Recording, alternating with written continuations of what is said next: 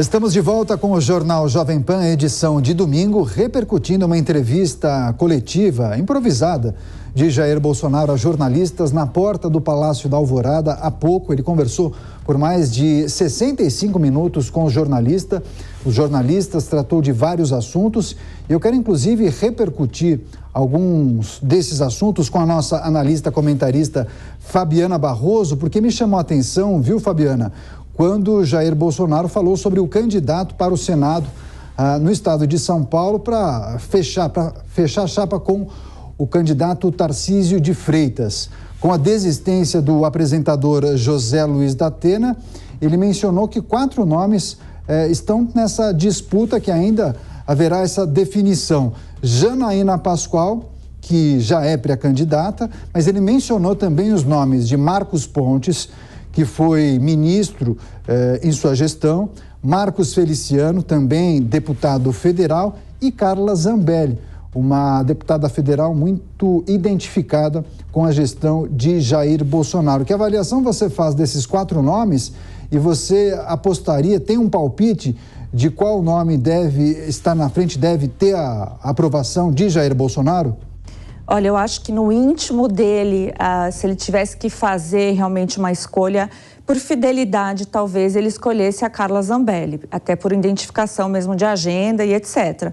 Mas ele deixa muito claro que aqui a questão é muito competitiva e em relação aos votos. Então, o que ele sugere, ele fala que ele não quer se indispor com esses 4 candidatos, cada um tem uma puxada de agenda importante, então ele faz a sugestão para ver quem é que vai ter mais votos para poder ganhar, porque o pleito não vai ser tão fácil para esses 4 nomes sugeridos. A Janaína Pascoal, ela tem realmente ainda, em relação ao impeachment que passou e mais a gestão que fez aqui em São Paulo. O Marcos Pontes, o presidente até mencionou, né, que ele tem um tráfico muito bom entre as pessoas de várias tribos, deve ser mais ou menos isso que ele quis dizer.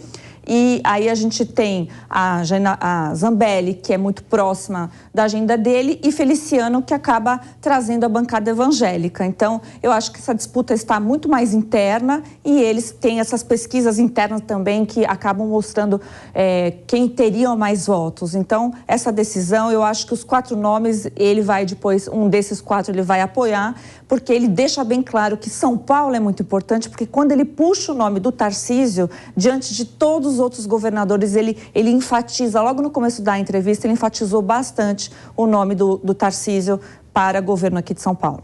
Pois é, e quando questionado sobre a participação dele em debates, Jair Bolsonaro não chegou a confirmar se irá ou não participar desses debates. Mas ele falou que há uma estratégia que está sendo estudada pela sua equipe, mas quando perguntado se Lula confirmar a participação num debate, ele disse: se o Lula for, eu vou.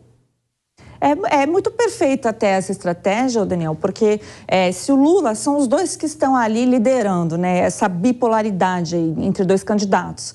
Então, se o Lula for, aí vai ter uma troca de informação e vai poder esclarecer alguns pontos. Se for só o presidente Bolsonaro e os outros candidatos, todos viram a arma para ele, né? Ele até mencionou isso também. Isso é verdade, os debates acontece isso. Então, eu acho que ele está agindo aí uma estratégia até inteligente, que se for já para fazer um debate, para que seja com um candidato que dizem aí que está logo colado, né, ou na frente dele.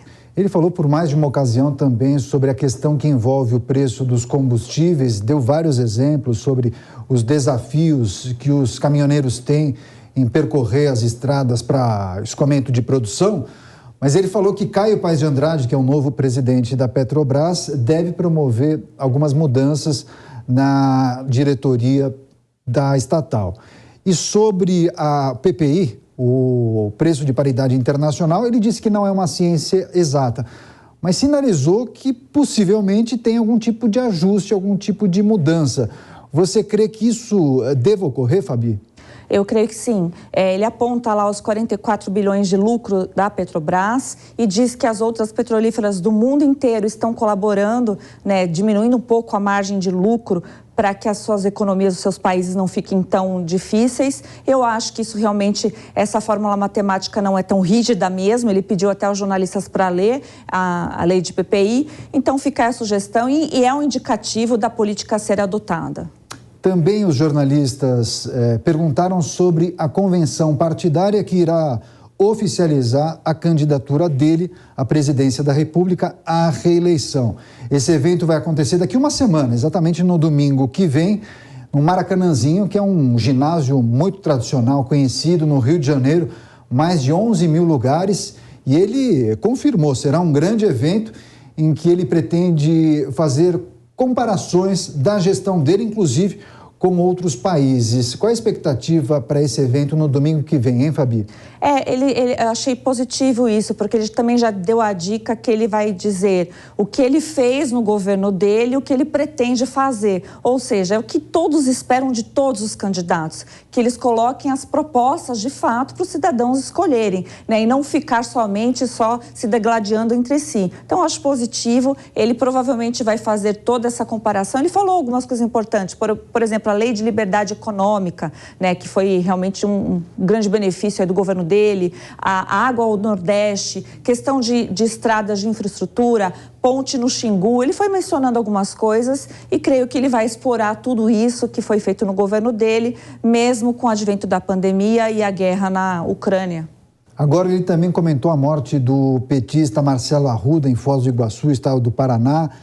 Lamentou muito o episódio, mas disse que não teve acesso ao inquérito, mas que não viu com bons olhos essas pessoas que querem associar a imagem dele a esse episódio. Em 30 segundos, Fabi. Mas é real, né? Ele, como presidente, aquele é um inquérito da Polícia Civil, está em andamento e ele só pode dizer que a polícia apure. Ele está fazendo o correto, Daniel. Fabiana Barroso, analista do Grupo Jovem Pan, comentando as notícias mais importantes deste domingo e também essa entrevista coletiva de Jair Bolsonaro.